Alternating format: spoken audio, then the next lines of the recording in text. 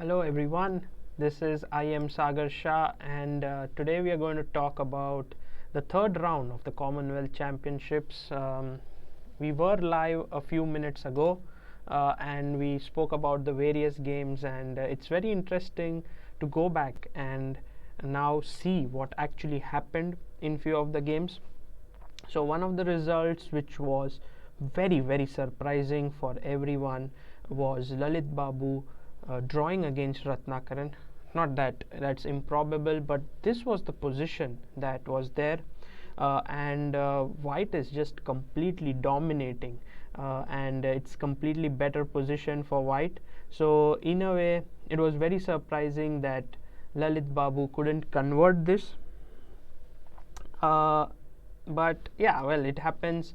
So first of all of you who are here and who are watching this live, you can write to us, and it would be very nice to talk to you, and if you have any questions, I would be more than happy to answer them. So please keep your questions coming.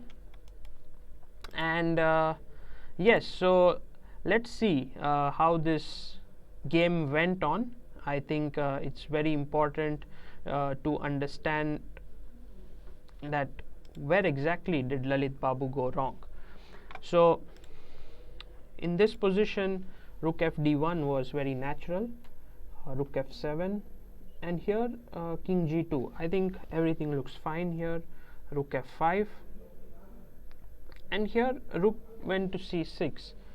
uh, Perhaps it could have been fine to play this move d6, and well, once you take it, I can take back with the rook, and I have a feeling that black is doing, black is in trouble here. That's what I get the feeling. But say this move, yeah, but in general, I think even after something like king g1, White is just better. So Lalit played rook c6, bishop f8, rook e6. He got his rook into the game. Bishop went to c5. So now there's suddenly some pressure on f2. Queen g4, rook f2. The point is that if I take rook knight into f2 here,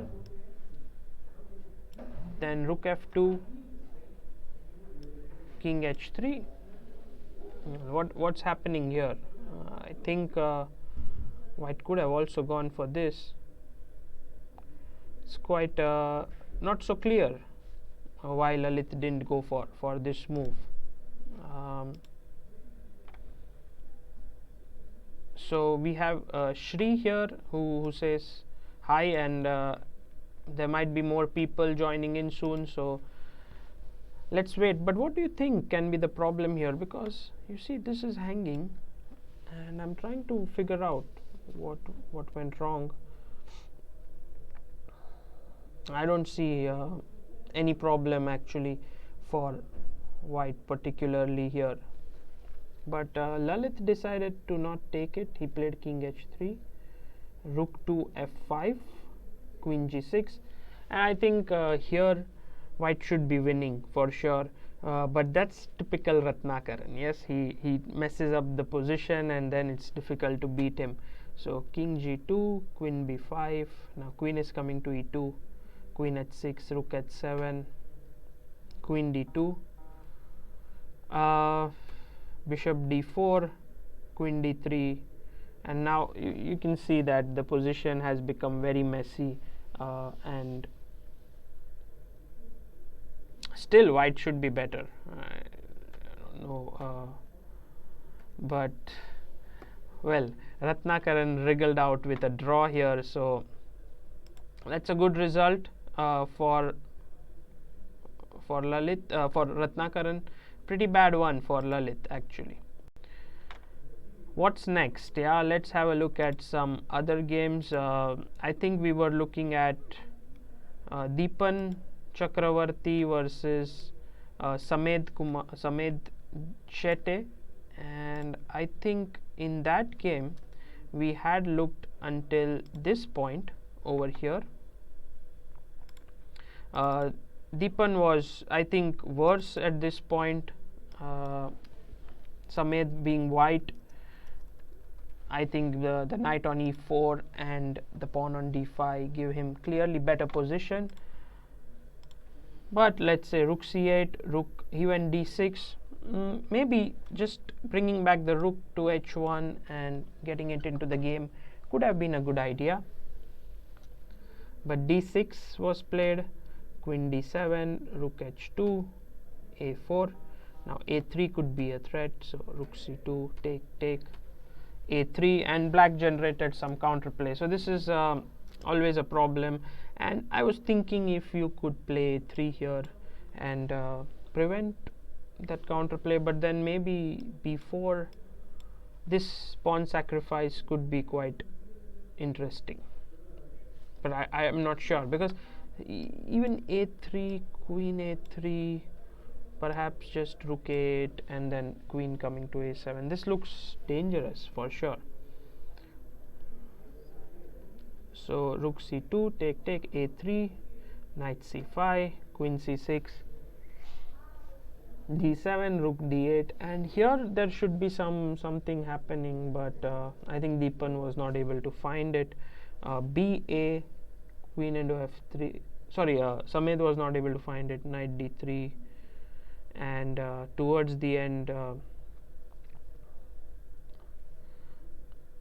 I think a lot of things happened, but there was a perpetual here.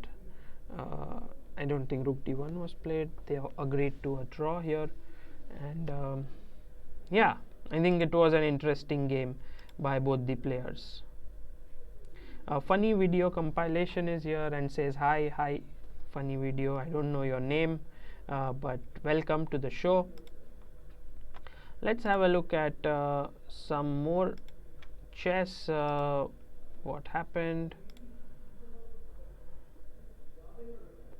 Yeah, Vishnu Prasanna went into the lead in the tournament. He's on 3 out of 3. We didn't see much of his game. He was playing against Niranjan Navalgund. So it was Niranjan Navalgund white against Vishnu Prasanna. And yeah, Vishnu has this idea of playing some weird lines. I mean, he just wants to play something offbeat. So you see this bishop f5 move, not particularly popular, but the idea is to play queen d7 and bishop h3 and play h5 h4, which I think worked very well in the game. a3, queen d7, rook e1, bishop h3 and h5. So I think black got a good attack. Of course, taking this would be quite risky. I'm sure he also considered taking here. I don't know what's happening, but I have a feeling that black has good compensation here. He didn't take. He played d3, hg, knight h6, and then rook c8 was very weird sort of a move, but I think what he wanted to do was play b6 and then try for some kind of d5 break. I think that was his idea, so he didn't long castle. b6, bishop b2, rook b2, queen f5 was played, and Anup is here. Hi. Sarthak is funny video compilation. Biggest upset was Abhijeet Kunte's loss, says Omkar. Yeah, let's look at that game as well in a bit. f6, queen f4. So Niranjan wants to exchange the queens, but Vishnu doesn't, and I think he was able to get all his pieces into the play. So this was very nicely played. Just he lost a pawn and he has the h file, so black went on to win this. Good game by Vishnu. I think the end was pretty interesting. Bishop h3, queen h3, king e2, queen g4, f3, rook h2, and now can you finish white off. So black to play. How does white win? How does black win the game? Now there are many ways actually, but I think one of them is clearly the best.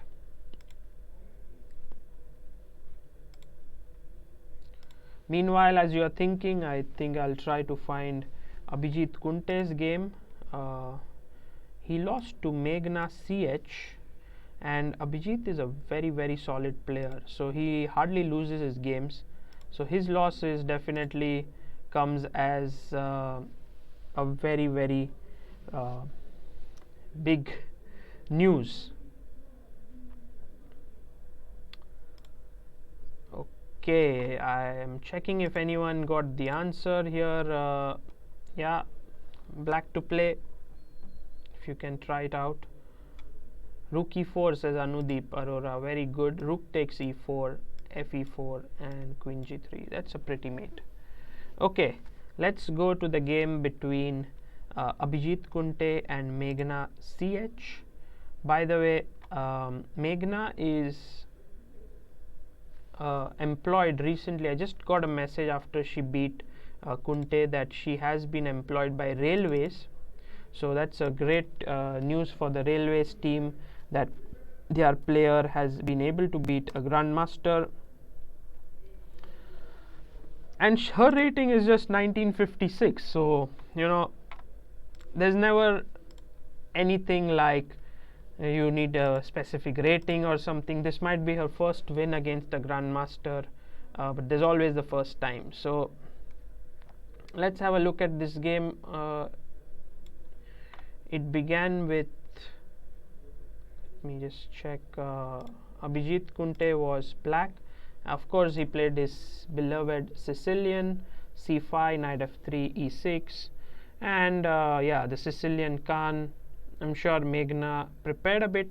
By the way, all of you here, we have a series on Khan, so I think Amruta will be a best judge to tell you how did Abhijeet Kunte lose this game, because after all, this is Khan over here. By the way, the threat now is e5 because the queen is on e2, and so d6 makes complete sense. c4, and here g6 is interesting. Knight c3, bishop g7. This is all very standard stuff. Castle, rook c1, knight bd7, f4. White is playing with energy, and I like it. b6, b4. You can see has all the pawns nicely placed here.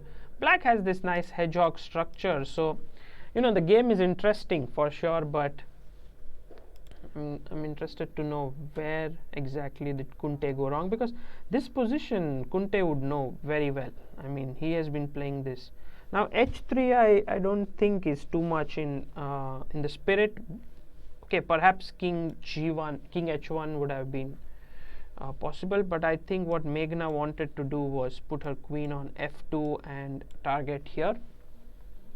So rook c8, queen f2, queen b8, knight d2.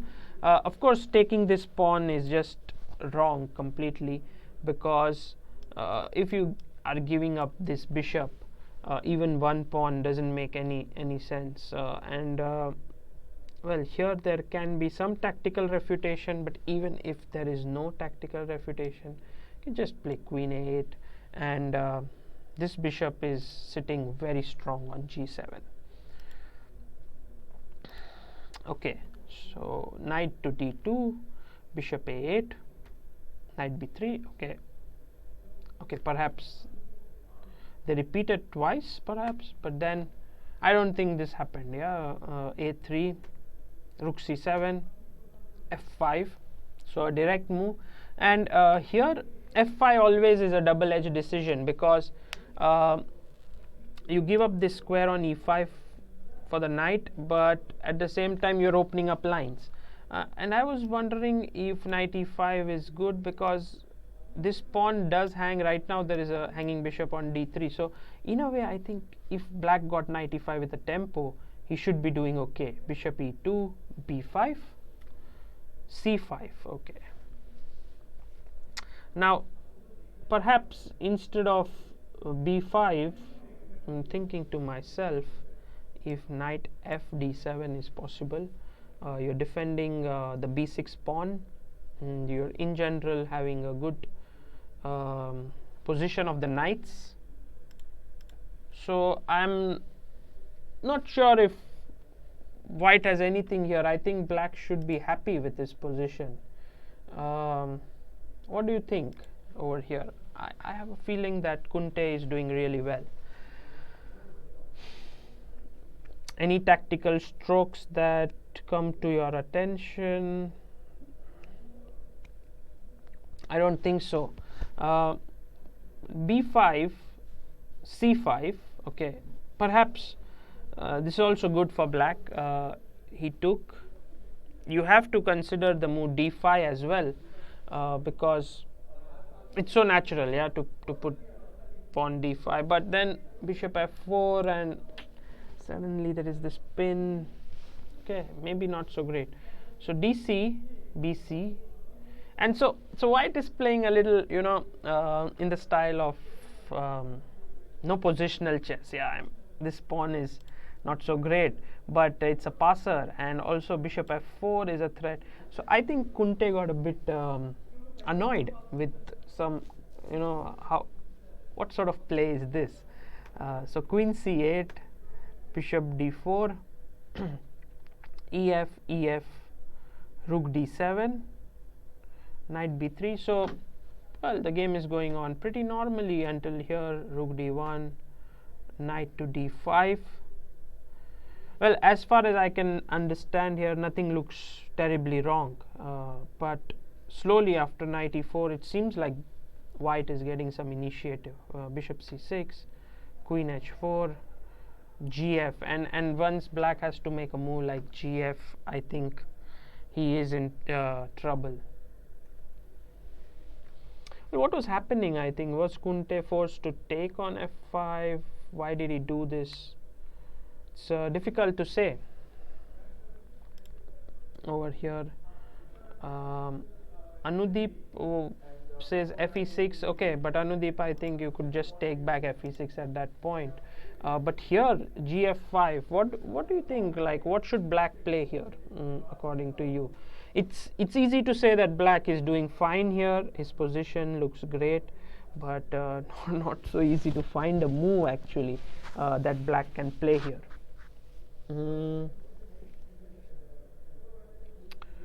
Yeah, it's complicated, and I think maybe time pressure played a role as well.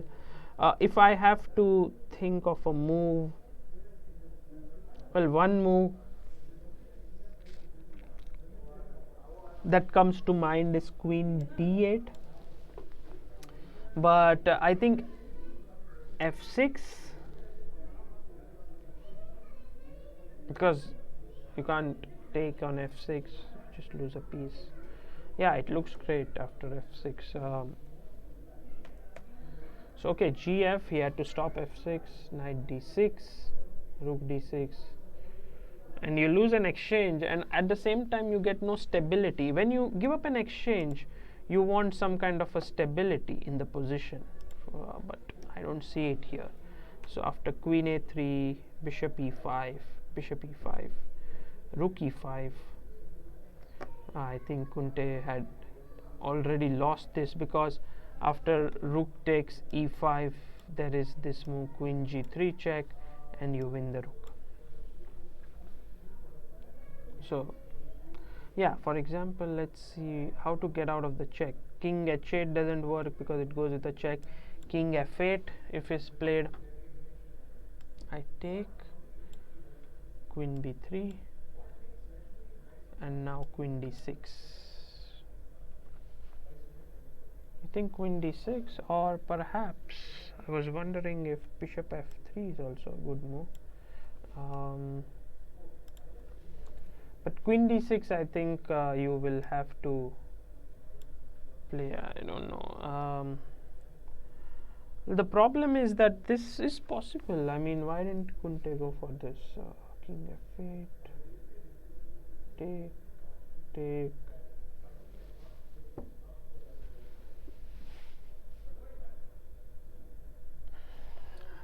I'm not sure. Yeah, I mean, this looks good for black. I mean, black is definitely worse, but better than in the game, because in the game what he did was he took on b3 first, take, and queen g5, king f8, queen d5. He just lost a piece just like that. So this was very unkunte like. I mean, in the game, not at all a great result for the Pune Grandmaster. Queen e5. Yeah, I'm wondering, like this, check. Now the point is, if knight e7, I think you're still clinging on to the piece. I can't do. If I give check, you can block. If you don't give a check, you give say for example knight e7 here. Can you do something else? I'm sure that white is better, like even a move like queen h6 looks very good, king e8. This looks good, but it's not finished. Game is not over. So yeah, this didn't work too well. In the game he took on b3 and then he just lost a piece. So bad result for Abhijeet Kunte, but great one for Meghna. Any other games which were interesting? I think Praveen Thipsay's game was very nice. I want to just show you a part of it towards the end, which he calculated really well, and this will be my some kind of a test to you guys to find what did he play. So Praveen Thipsay was playing against Lakshmi C. Lakshmi is again a good player from South India. I have a feeling that Praveen Thipsay is going to do something special in this tournament. He's just in very good form. So we come to the very critical position, which was, it was a dragon, and I think somewhere here, rook a8, rook c2, all this was normal. Yeah, and this is the position. So let's try to calculate a bit. Rook into e7 was played by Praveen Thipsay, and then after rook a1, king h2.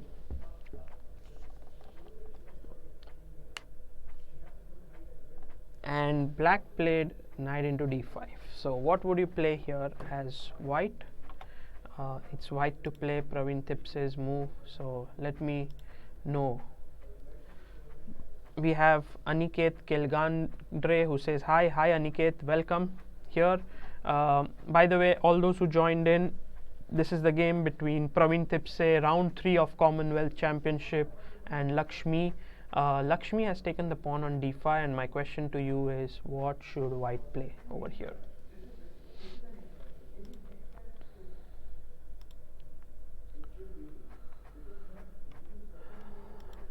Meanwhile, the pairing is also out, so we have 5 players on 3 points.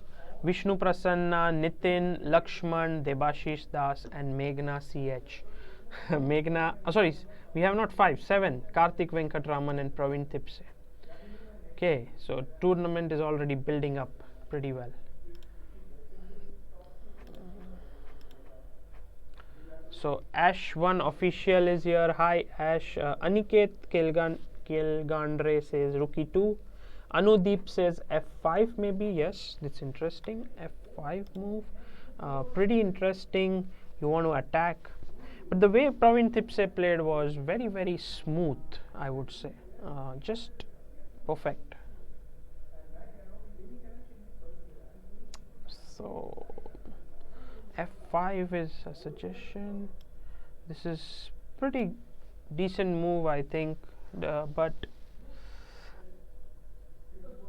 you have to be careful of some tricks here. For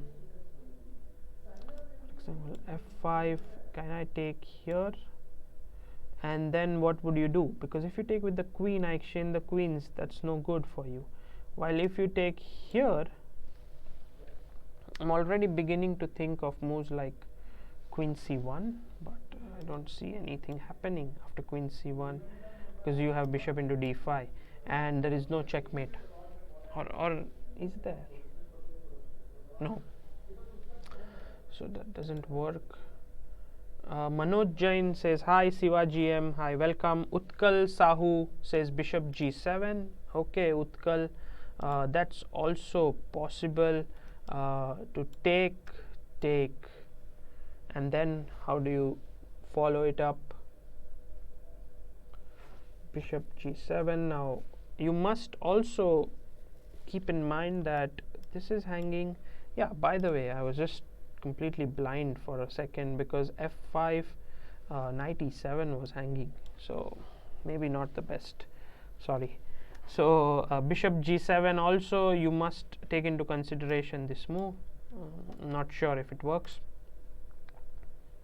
Anudeep says bishop d5, and I think that's the right move. Just keep it simple: bishop d5, queen d5, and now bishop g7, king g7, and now your move. Yeah, now this one has to be unanimous, I think.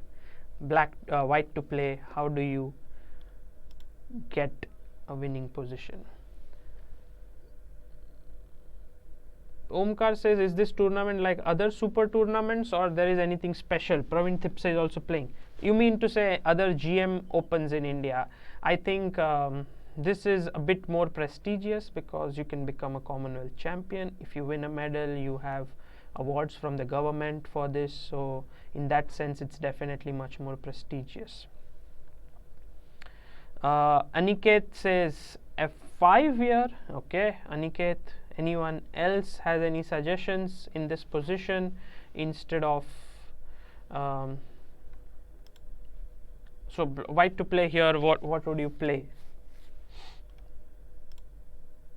Anudeep says now f5, Deepan also f5. So all of you, yeah, in aggressive mood. Rolando, Caio Rolando as well. Great job, guys. I think you are on great track. f5. And look at it. The point is you have exchanged stuff, material is even, but these two rooks and queen are so well placed against this king. And now came queen to d1. So did you calculate this? Now it's white to play. What are you going to do?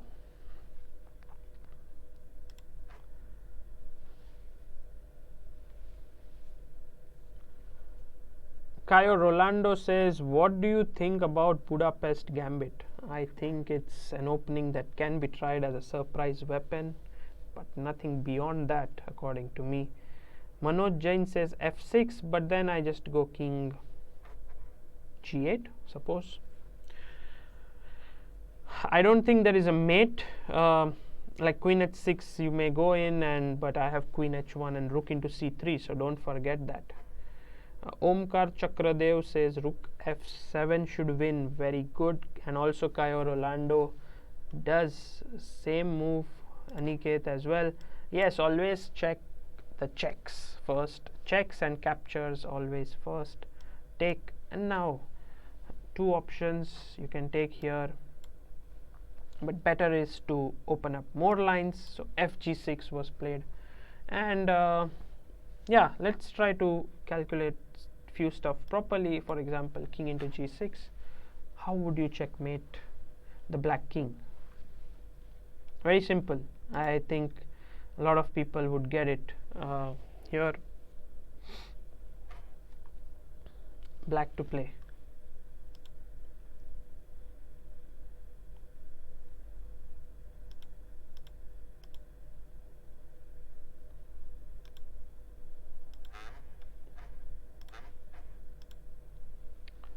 So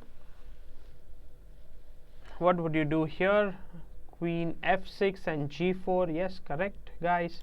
Queen f6 check here and g4. That's game over. Also possible is rook f5, I think, with an immediate checkmate. So in the game, Lakshmi went king e8. Now how do you continue?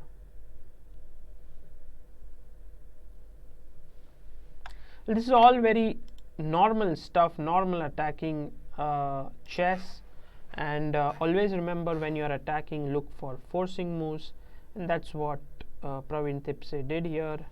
He continued his checking, which was with queen e4, and now after king d8, check, check. Nice move. This is, sometimes you can go check and come back. Sometimes it's possible to miss it, but this is just too easy. This is a mate, and if you go to b6 as she did in the game, this was a pretty mate. So Praveen Thipsay managed to win this game. He's 3 out of 3. I asked him after the game in a small interview whether he thinks this one will be his Commonwealth victory. Would he win the tournament? And he said the last one he won was 33 years ago. I think many of you here would not have been born as well back then. So 33 years ago is when he won it. These were some of the interesting games played in the third round. I think there were a few more interesting results for sure. Like Karthikeyan P was, I think, completely winning, but drew against Marianne Gomes. Swapnil couldn't break through against Aryan Varshne, draw. Debashish Das is looking in tremendous form. I think he's playing great chess. You should check out today's report on chessbase.in, in which Debashish found this beautiful positional maneuver against the world amateur champion Arvinder Preet Singh, and then also a tactic to finish off the game. So please have a look at that game. On the top board, Deepan Gupta had to take a perpetual against G. Akash. So the tournament is now heating up. I think it was very nice to have you here. By the way, Aniket says, in youth tournament, Om Kadam playing awesome. Yes, Om Kadam is definitely someone whom I am following here. He is doing really well. I don't know what happened today in his game. He was playing on, I think, half point, but I think he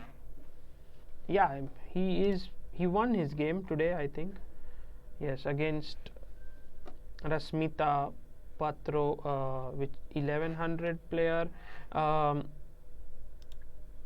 So he's on 1.5 in the morning. He is playing in under 10, so he's 3 out of 3. We have some questions here. How to use experience, says Manoj Jain. Well, that's what experience will give you. Yeah, experience will tell you how to use it. So you need to gain it. Kao Rolando says, what line do you recommend for black in BG5 Najdorf that doesn't involve queen b6? Okay, interesting question. For black, I am assuming that you would like to know what should be played in this position. I think you could think of knight bd7 here, which is interesting. I remember Kismatulin playing it from the black side, and then you can go for g6 here. It's interesting line that you can play. Well, I'm not a big expert in the Najdorf, but this is something which you can experiment with. So I think this was a small wrap up of the tournament, how the round went. Tomorrow we have some interesting games. For example, Vishnu versus Nitin. I assume Vishnu will have an upper hand there with the white pieces. Lakshman against Debashish. Again, Debashish looks like the stronger player there. Meghna CH versus Karthik Venkatraman. Can Meghna pull off another upset? Have to see.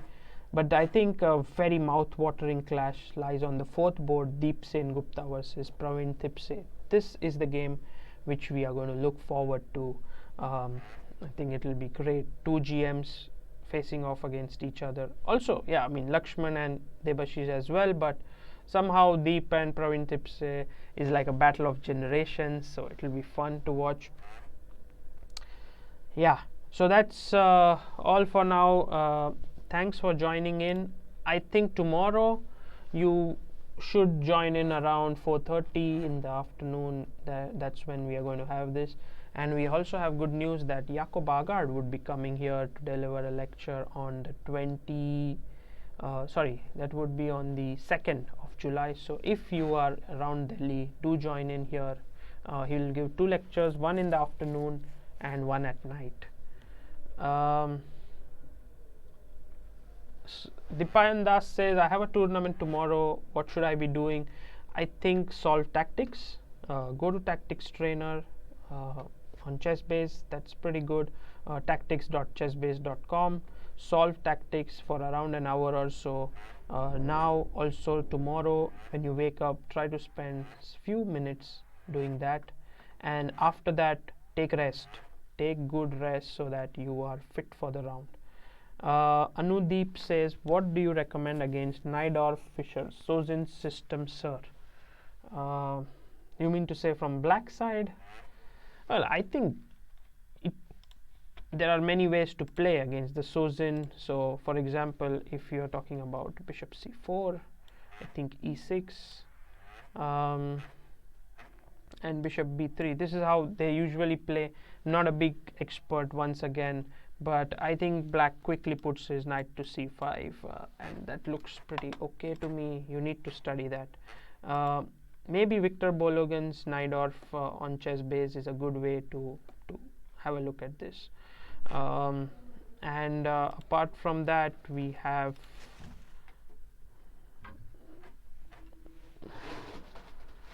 what do you think of d4, d5, c4, c5, says Rolando Kai. Not so great. I think should avoid such lines. Yeah, I mean, for example, I have not studied it in depth. It can be a good tricky line to play, but let me see. If I just take this, what are you going to do? I think you are going to play this move, I presume, but already I think black is doing okay. I mean, white is doing fine. So yeah, let's try to build our repertoires around something which is good, say e6, c6, or d into c4. Yeah, looks more logical, all of these things, than d4, d5, c4, c5. Anudeep says, any other move than e6 against bishop c4? Let me use the reference function on Chessbase. I think that's how usually people work, and I think that should give you some idea. But the basic idea is the bishop on c4 is very strong, looking at that diagonal, so you want to play e6. But I see that there are some other moves that have been played. Second most popular move is b5, so you might want to explore that move, but I don't know how well it has fared. So if e6 is played, say it's around 15,000 games, then b5 is just 500 games or something like that. So you can know the difference between the two. But to say b5, bishop b3, I don't know, bishop b7. So this can be a tricky line which you can look into. Although I have a feeling that white is doing okay. But if you are well prepared, why not? You know, knight bd7. You're not committing e6 so soon. But e6 is definitely more solid. This one can be interesting. Avishkar Gandhi says, French advance. What should I do about French advance? You want to ask me, is it good for white? I think French advance is a good system for white, but with black, whenever I play, I like it somehow, that white is taking some space but also giving me weaknesses to attack the d4 pawn. Amruta loves French advance with white, so we always play games blitz, and yeah, I have had pretty decent results there. Manoj Jain says, how to solve tactics. Manoj, there is a video on our YouTube channel where I'm solving tactics from the Chessbase tactics trainer with you, and you can have a look at that and see how to do that, you know, how I was trying to solve it. And Avishkar says, can you show the game of Suyog Wag? Avishkar, no more games for now. I think I have to call it a day. It's already 8:15. Rolando, how to learn the Grunfeld? I think, see, I would suggest Avruk's book, which is very good resource for learning the Grunfeld. But I also feel that it's pretty deep. So the best way is to start playing a few blitz games, get a feel of the opening, try to understand which lines are coming regularly, and then study them with the mistakes that you have made. That could be a very fast way to improve. Bad Sin TM says, is Nikita Vityugov's book on French opening good? I think Nikita Vityugov's book is pretty good. He is a great French player. I looked at it briefly, and of course his suggestions are always worthy of investigation, so good book.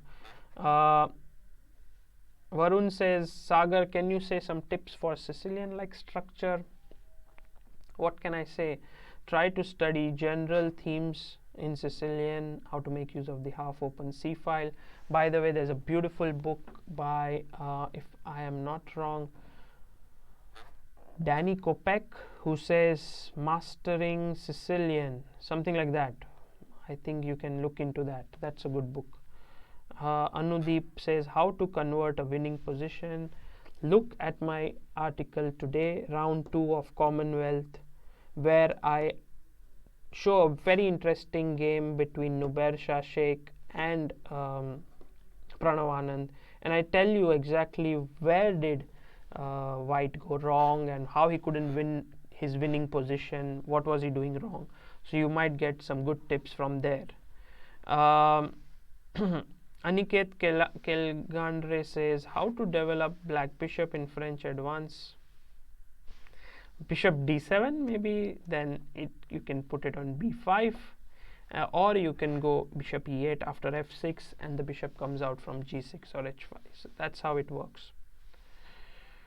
Sharat Kumar says, can you help me, what is the best response against e4? Well, I have a feeling that you should go for the main lines, so e4 e5, e4 c5, these two definitely very good. Then you can go to French, Caro-Kann, these are all very solid. Then the next tier comes to Perk, modern, Scandinavian, in that sense. But I would say if you are looking at something serious, then go for e4 e5 or c5, not fearing that there is too much theory. This is the problem always with people. They think there is too much theory. It's just like this. For example, if you are trying to save money, yeah, for something, let's say you want to buy a house, you'll always say, but the house is very expensive, I can't save. But the point is, if you start saving today, there would come a time when you can buy the house. But if you're always spending it on, let's say, some other things like rent or some other expenses, you will never be able to save. So the same thing goes for main lines. You must begin now so that you can play it well someday, because that's the best way. Prashant Joshi says, is it good to take too much time to solve tactics? I'm an unrated player. Sometimes I take too much time to solve tactics. There are two different approaches. Some people love to delve for days and days and days on tactics, hours, not even if they don't get the answer. Anand said often that I don't think for more than 20 minutes on any position, and then I see the answer and I learn from it. So there are different approaches. Whatever works for you the best. If solving a position gives you immense satisfaction, why not? There's no right or wrong in that. Vikram says, hey, hi Vikram, I'm about to end here, so you might have to listen to it again later. Sharat Kumar, all the best for preparing the main lines. I hope that someday I'll see you and you would be playing the main lines. So guys, thank you. I'm going to say goodbye to you. No new question has turned up. So take care and thanks for tuning in. I will be there tomorrow and we will discuss more chess. See you.